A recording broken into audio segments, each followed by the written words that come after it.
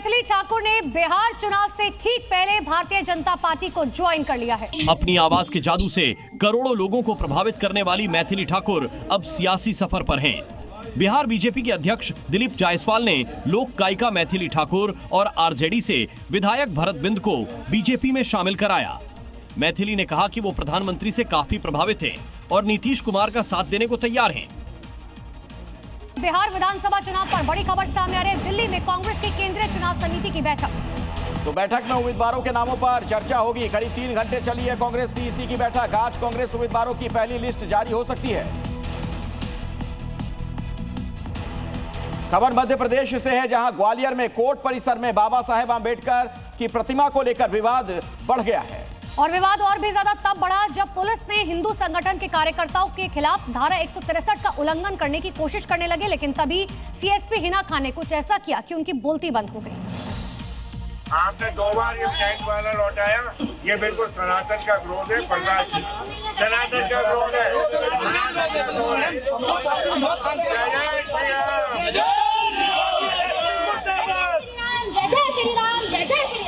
दरअसल रक्षक मोर्चा और एडवोकेट अनिल मिश्रा मंदिर में प्रवेश की कोशिश कर रहे थे। प्रशासन ने धारा 163 लागू कर स्थिति को नियंत्रित किया। अनिल मिश्रा ने सीएसपी हिना से कहा कि मुझे रोकना गलत है और नारे लगाएं। साथ ही कहा कि ये सनातन धर्म का विरोध है। तभी सीएसपी हिना खान ने जवाब दिया कि ये सनातन का विरोध नहीं है, राम सबके हैं, और जय श्री राम के नारे लगाए। बता दें कि हिंदूवादी संगठन बिना अनुमति सड़क पर टेंट लगा रहे थे। बड़ी खबर आपको बता दें, बिहार विधानसभा चुनाव पर बड़ी खबर सामने आ रही है। आज बीजेपी की दूसरी लिस्ट आ सकती है।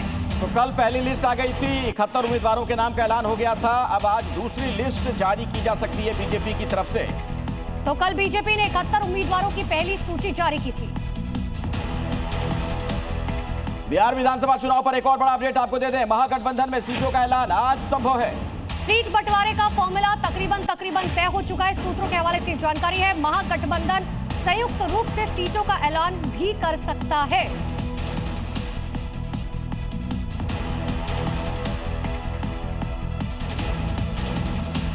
तो महागठबंधन में किसे क्या मिला, ये एक बड़ा सवाल, और इसी से जुड़ी जो जानकारियां सामने आ रही है वो अब हम दर्शकों को बता देते हैं।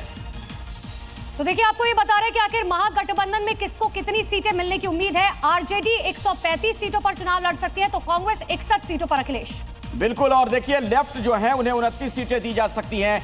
वीआईपी के खाते में 12 सीटें जा सकती हैं, जबकि एलजेपी जो है उसे 3 सीटें मिल सकती हैं और झारखंड मुक्ति मोर्चा को 2 सीटें।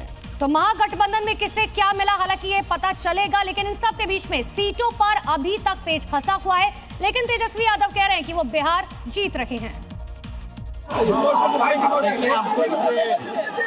कोई टिप्पा टिप्पणी नहीं करना है, हम लोग बिहार जीतने जा रहे हैं।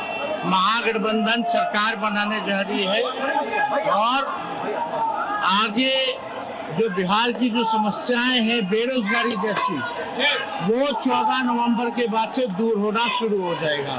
सीसी आपको लगता है कि 30 से 40 सीटों पर बातचीत हुई है या उससे ज्यादा? इतना बता दीजिए तब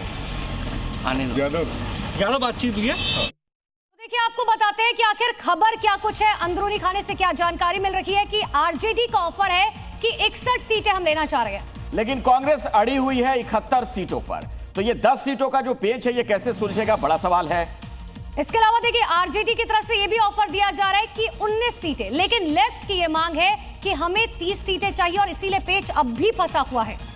और वीआईपी की बात की जाए तो आरजेडी की तरफ से 12 सीटें देने की बात है, लेकिन वीआईपी ने अब तक पत्ते नहीं खोले हैं। और बीच में तो ये भी खबर आई थी कि मुकेश सहनी नाराज हैं।